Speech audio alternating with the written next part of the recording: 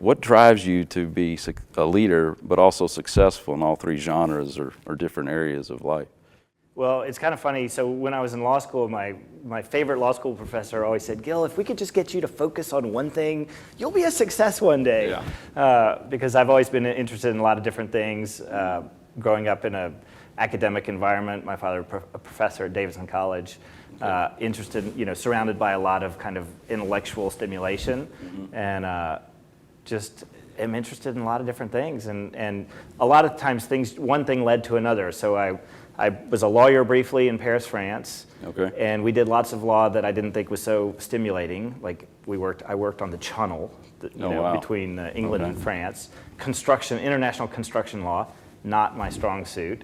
But one of our clients was a French film producer, and I was like, film producer? I'd never met, growing up on a dirt road in Mecklenburg County, North Carolina, I'd never met anybody that worked in the film business. I was like, wow, people work in the film business? I was like, I love movies. Like, I want to do that.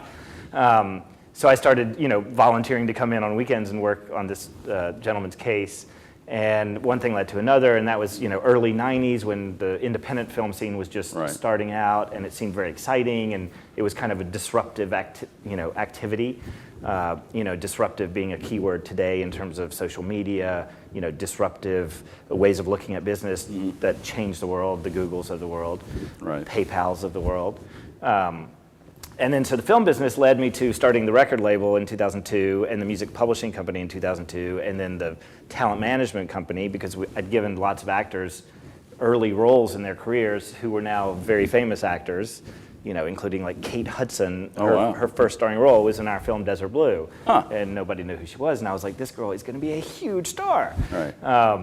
So it was fun kind of seeing. So I was like, okay, well, how do we monetize that? Obviously there's I have no real artistic talent. Like I can't sing, I can write some bad poetry. We have a different kind of artistic talent. Right, so then sometimes it takes a while to realize what your skill is. And my skill was actually kind of sourcing talent and realizing who was talented on some level.